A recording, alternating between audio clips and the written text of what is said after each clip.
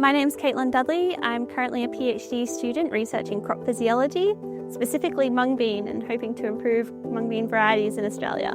Well, I think plant science really encompasses all the areas that I've been interested in ever since I was little, like conservation and environmentalism, and specifically in agriculture. I think that research there can really find ways to support all those different areas, and it was sort of where I found would have the most impact. I've been interested in researching plants ever since I was a little kid, especially I think even when I was about 4 years old. I remember identifying plants in a book that my mum had and bringing them back to her.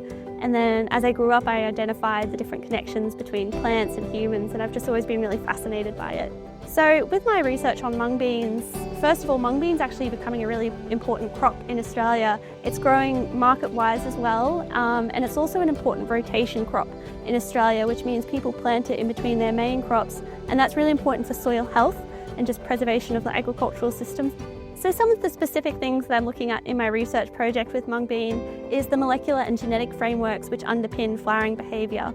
So it's really important that we identify some of these molecular targets from model species and then translate them into mung beans.